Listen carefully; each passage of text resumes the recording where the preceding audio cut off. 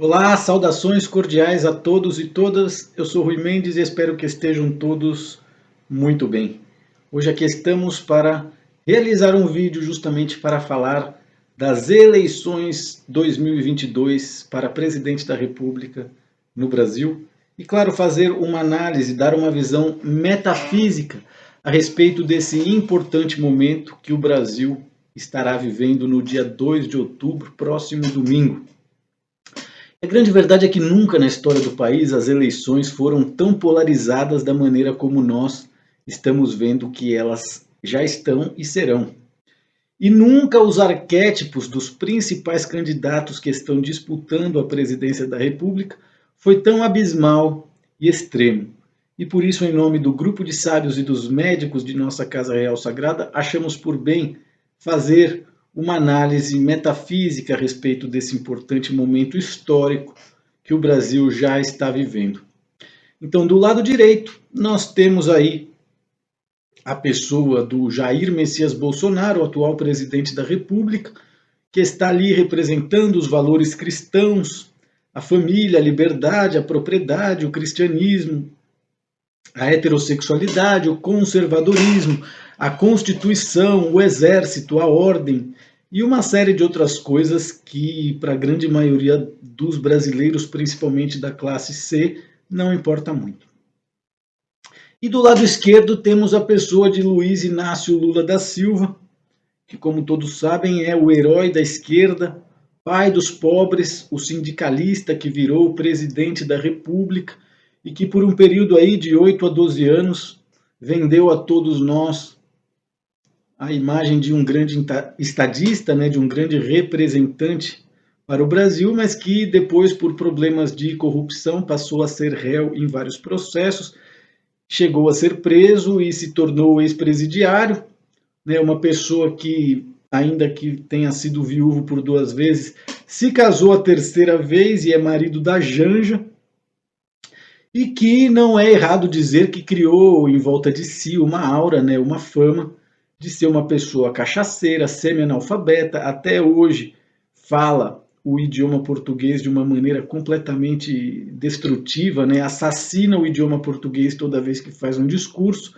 e ultimamente tem criticado religiões, pastores, a própria pessoa do Bolsonaro de uma maneira bastante exagerada, não desiste jamais de querer regular a imprensa, né, e agora tem tido o costume, né, de defender bandido, ladrão de celular, prometer a legalização das drogas, o aborto, receber apoio de gente como são os artistas brasileiros, né, que de artistas não tem nada e de narcisistas tem tudo.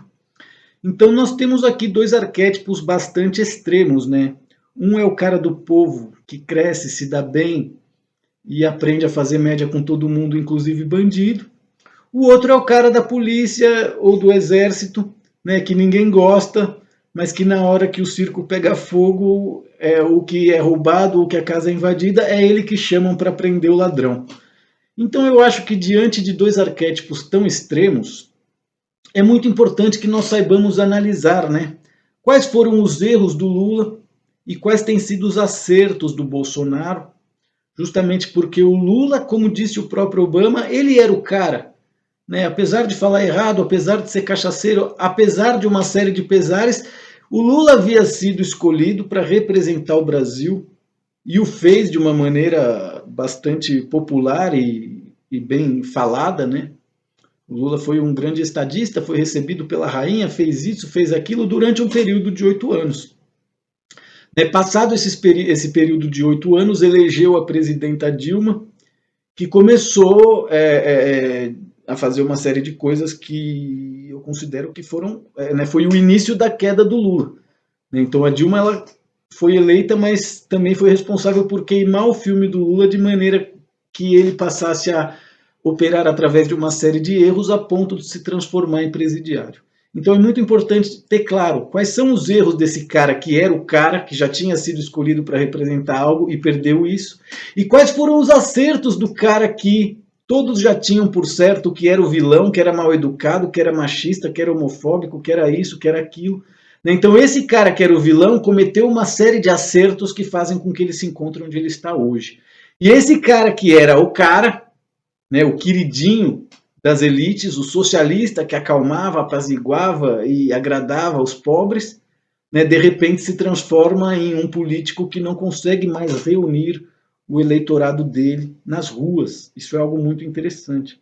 Então acredito que de todos os erros do Luiz Inácio Lula da Silva, o maior de todos foi ir preso sem provas. Quem se lembra, na época do Mensalão, quando o Lula foi preso, lembra-se também que o juiz que prendeu ele e as acusações que foram feitas contra ele, seja o triplex, a casa de Atibaia ou caramba que for, nada disso tinha provas. Né? Então, assim, o fato de uma pessoa ir presa sem provas significa que recado que ela está dando a nível semiótico? Ela odeia a liberdade e ama a fama, e ama o vitimismo, e ama a pobreza, né? Então, assim, ir preso sem provas e ainda ficar querendo aparecer na Rede Globo e ainda ficar querendo humilhar o juiz que tinha decretado a prisão dele sem provas, entre outras coisas, foi o primeiro grande tiro no pé do Luiz Inácio Lula da Silva. Logo, recentemente, agora em campanha, esteve defendendo ladrões de celular, porque esses eram menor de idade, e falando mal de policiais que prendiam as pessoas que roubavam. Então, quer dizer, defender ladrão e falar mal de polícia, sem dúvida nenhuma, é fruto de um extremo narcisismo, o mesmo narcisismo que faz o cara ir preso sem provas e ficar ali querendo trabalhar ou aparecer na Rede Globo, né? Enquanto o Bolsonaro fez exatamente o contrário, venceu as eleições e peitou a Rede Globo, e por isso que todos esses artistas estão fazendo campanha contra ele. Mas vamos falar do Lula, daqui a pouco a gente fala do Bolsonaro.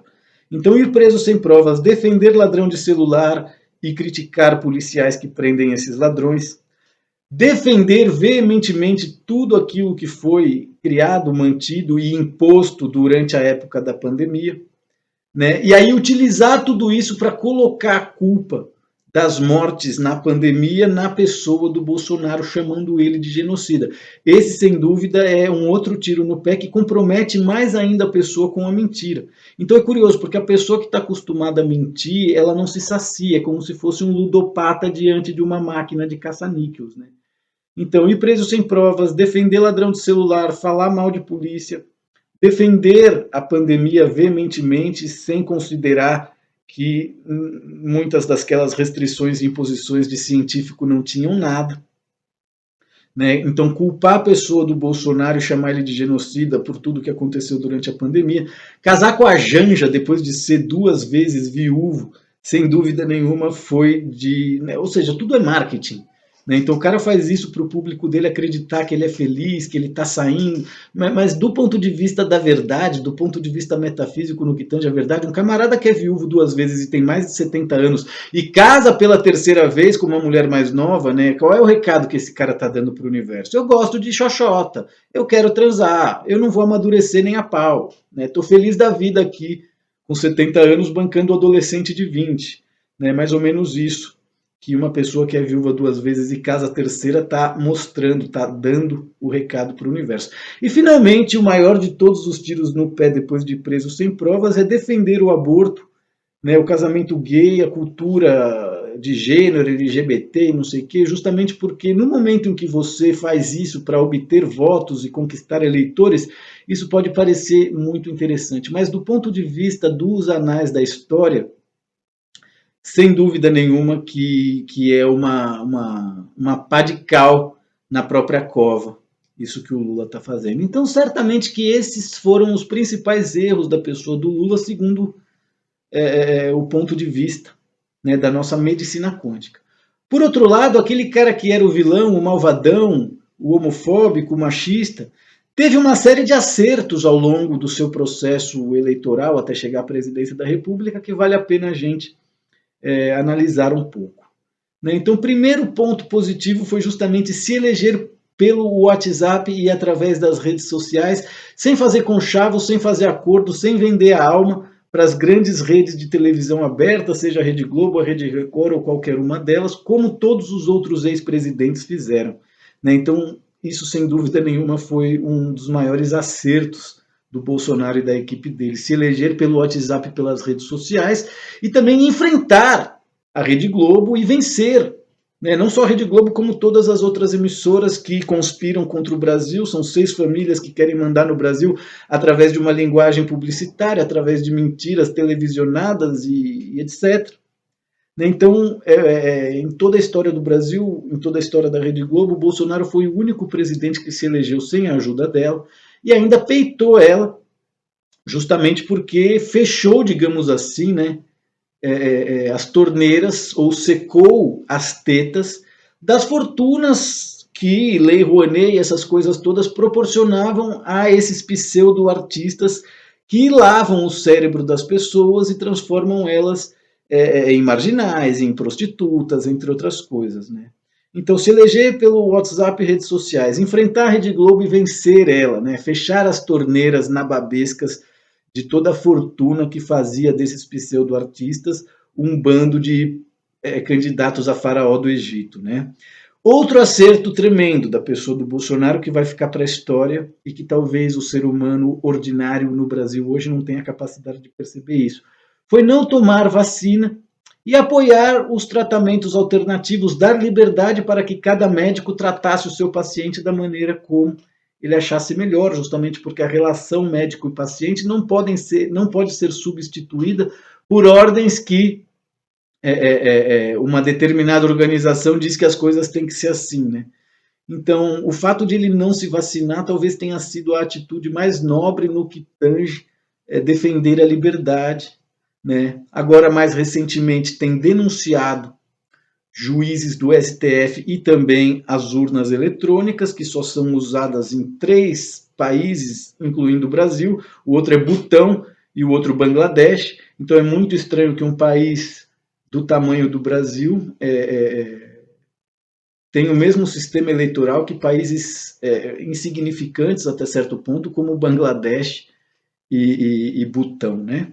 Então, denunciar isso também é uma coisa que trouxe muito crédito para o Bolsonaro e que a esquerda não sabe como se defender disso. Mente e diz que ele está tentando agredir os juízes e agredir a democracia, quando na verdade a única coisa que ele está buscando é a fiabilidade total dessas urnas, porque, segundo consta, essas já foram invadidas, são facilmente manipuláveis, entre outras coisas que, para quem é honesto, faz toda a diferença, né? Além disso, defender a liberdade, principalmente durante a pandemia, defender a família, a heterossexualidade e, mais do que tudo, ser contra o aborto e a cultura de gênero, justamente porque o aborto é uma violência que você faz contra alguém que não tem a oportunidade de se defender, diferente de uma pessoa adulta que, graças à sua visão do mundo ou opção sexual, acaba sendo agredida por alguém nazista ou machista ou uísta que for, e tem todas as condições do mundo de se defender. Então existem muitas contradições que são insustentáveis no que tange à bandeira das esquerdas, da mesma forma que existem grandes acertos naquilo que é a bandeira da direita, que faz com que o resultado disso seja o que os nossos médicos e sábios chamam de patologias eleitorais. Né? Então, graças a toda essa informação consumida durante esse período pré-eleitoral, as pessoas realmente se deixam transformar de maneira a não perceber isso que os nossos médicos chamam de esquerdismo regressivo e colonização digital. Então, nós temos visto as pessoas de esquerda apelarem cada vez mais, seja comemorando as mortes, seja defendendo o bandido e falando mal de quem prende bandido. Então, assim, a inversão de valores e a inversão de princípios feita pela esquerda faz com que eles já não consigam reunir o seu eleitorado nas ruas, a não ser em lugares específicos como Pernambuco, por exemplo, onde as pessoas são de maioria lulista. Mas a grande verdade é que o Brasil inteiro, fora desses pequenos nichos eleitorais, já não conseguem reunir as pessoas nas ruas, né? O que faz com que as pessoas de esquerda vivam dentro de um processo de colonização digital, o Lula já não fala para as multidões, já não consegue reunir as pessoas nas ruas. Então ele tem que se aproveitar da internet, do mundo digital, para criar nos seus eleitores a impressão de que ele já ganhou, de que ele é um campeão, ou de que o passado dele era melhor do que o presente que o Brasil tem com o Bolsonaro agora. Então temos o esquerdismo regressivo e a colonização digital, uma patologia eleitoral do qual sofre a esquerda, e por outro lado temos um direitismo progressivo e a tomada pacífica das ruas e das instituições públicas, né? Tanto que a única instituição pública que hoje está contra a pessoa do Bolsonaro e apostando todas as fichas na tentativa de derrubar ele ou impedir ele, etc., é justamente o STF que está sendo denunciado por ele, seja graças às urnas eletrônicas, seja graças ao fato do presidente do STF atuar como se fosse um imperador na época romana antiga, né, como um déspota autoritário. E claro, tudo isso foi criado pela nossa Matrix justamente para que as pessoas possam despertar, né? Então é possível que a Matrix tenha dado um golpe nas pessoas de esquerda, justamente porque o que ficou claro é que as pessoas de esquerda se perderam em todas as narrativas criadas para atacar a pessoa do Bolsonaro. E dessa maneira não conseguem enxergar a si próprios. Faz poucos dias, inclusive, aconteceu uma coisa interessante, porque eu estava vendo o perfil de uma pessoa conhecida, querida, que é de esquerda, e ela lá fazendo campanha, falando mal do Bolsonaro, elogiando a lacração. E de repente aparece a neta dela, né, que é uma menina de 5 anos, toda maquiada, falando que nem uma puta bêbada a respeito de maquiagem, né, seja numa live, né, num vídeo gravado para que todo mundo na internet veja. Então é disso, né? Talvez esse exemplo seja o que melhor ilustre isso que nós fazemos chamar de esquerdismo regressivo. Não apenas isso, que é um caso particular meu, né? Mas basta a gente ver o que aconteceu durante a morte da Rainha Elizabeth, pessoas comemorando e querendo, né, negar a história da Rainha Elizabeth, que o próprio Lula fez tantos elogios ao despedir-se, etc. e tal. Mas nós vimos aí pessoas comemorando e chamando ela de imperialista, tem mais é que morrer mesmo. Então isso é só a ponta do iceberg de um esquerdismo regressivo que dentro das famílias são muito piores, né? Justamente porque é muito fácil você ficar falando que o Bolsonaro isso, que o Bolsonaro aquilo, vejam que legal esse jornalista lacrador falando mal do Bolsonaro, né? Então é fácil apontar o dedo para um e não ver que você tem 3 dedos apontados para sua própria cara, né? Então enquanto você está lá se ocupando de tentar derrubar o Bolsonaro, né, o próprio sistema dentro do qual você vive já está transformando a sua neta em prostituta, né? Porque uma menina de 5 anos toda maquiada, fazendo vídeo de maquiagens, falando bem de maquiagens, certamente não será uma dama quando tenha 15, 20, 30 anos de idade, né? Porque com 5 ela já estava sendo programada, ela já estava sendo educada para ser uma prostituta, para ser uma Anitta, né? E é disso que se trata o extremo narcisismo, que é o esquerdismo regressivo, que fez com que essas pessoas perdessem completamente o bonde da história e se perdessem dentro de narrativas que faz com que elas só enxerguem os defeitos do Bolsonaro e não enxerguem a si mesmos. E isso faz com que os esquerdistas já não consigam reunir público nas ruas, a não ser em determinados locais específicos, enquanto a pessoa do Bolsonaro, através disso que nós chamamos de direitismo progressivo, né, vai resgatando valores que podem até ser conservadores, mas que são, digamos assim, pedras fundamentais de toda a catedral que a raça humana é hoje. Né? Então você querer ir contra a heterossexualidade, você querer desconstruir a linguagem e obrigar as pessoas a falarem de uma determinada maneira para não melindrar os sentimentos de um coletivo de pessoas afetadas psiquicamente que não podem ser chamada de ele ou ela, ou que não aceitam a sexualidade dos próprios corpos, ou que acreditam que nasceram em corpos equivocados. Então o que a gente vê é que as bandeiras das esquerdas se tornaram bastante insustentáveis, né? E isso é o narcisismo, o esquerdismo regressivo. Enquanto que a direita, ao resgatar valores como o matrimônio, ao defender a infância, não apoiando o aborto, ao defender o cristianismo e o direito à prática religiosa, entre outras coisas, que eu pessoalmente talvez não esteja lá muito de acordo, mas para um país com 200 milhões de habitantes, como é o povo brasileiro, como é o Brasil, que tem uma história e uma tendência conservadora, justamente porque o que o Bolsonaro está deixando claro é que a grande maioria das pessoas não está de acordo com todo esse excesso de progressismo que nós vemos a esquerda querer enfiar a goela abaixo das pessoas. E claro, quem é burro, quem é ignorante, engole, compra. E está lá, né, transformando a arminha em L. Então é algo bastante interessante esse momento que nós estamos vivendo. É mais interessante ainda as patologias que esse momento que nós estamos vivendo cria nas pessoas do povo brasileiro.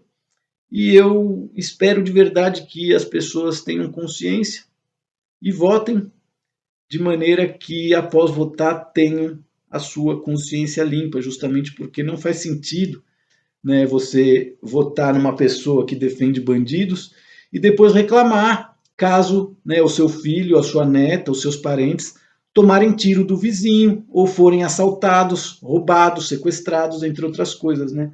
Então, eu acredito que a Matrix fez de tudo para que as pessoas que não têm olhos de ver e ouvidos de ouvir pudessem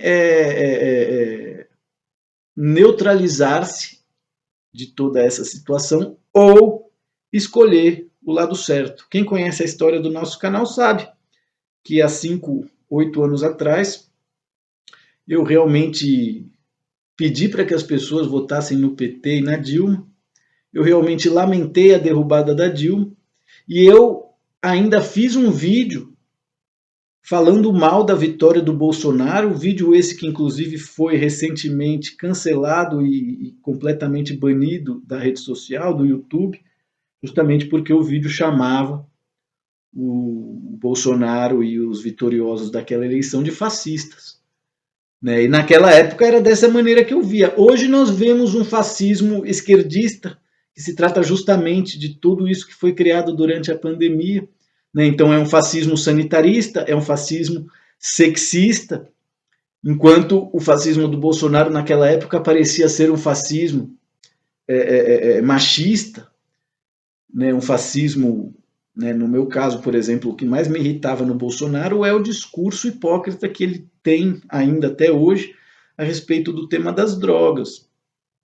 Né? E depois teve aquele lance no avião dele lá, indo para o Japão, onde um cara foi encontrado com não sei quantos quilos de entorpecente. Então é muito importante que as pessoas compreendam que tanto a mentira como a verdade se manifesta dos dois lados adversários. Porém, hoje, as bandeiras defendidas pelo Bolsonaro serão responsáveis pela preservação da raça humana, a perpetuação da raça humana, a perpetuação e a preservação da liberdade e de todas as grandes conquistas que o cristianismo proporcionou ao longo dos últimos 2000 anos. O outro lado quer desconstruir completamente tudo isso, acabar com a ordem, acabar com o progresso, enaltecer bandidos, seja de celular, seja políticos corruptos, né? E calar, asfixiar, sejam as pessoas conservadoras, sejam as pessoas que acreditam no seu livre direito, à respiração, à automedicação e ao não ter que se sujeitar, né, a toda uma ditadura, seja ela de ordem sanitária, seja ela de ordem social, seja ela de ordem sexual, seja ela de ordem política. Acredito que seja isso, meus queridos e minhas queridas pessoas que conformam a nossa audiência, acredito que seja isso que eu gostaria de falar a respeito das eleições do ano de 2022 no Brasil e desejo muito boa sorte a todos. Espero que os deuses deem a César o que é de César e a Deus o que é de Deus. Agradeço a presença de todos. Participe da nossa enquete aqui na nossa comunidade no YouTube a respeito de quem você vai votar nessas eleições e nós seguiremos em contato e trabalhando. Um grande abraço a todos e muito obrigado. Saudações cordiais.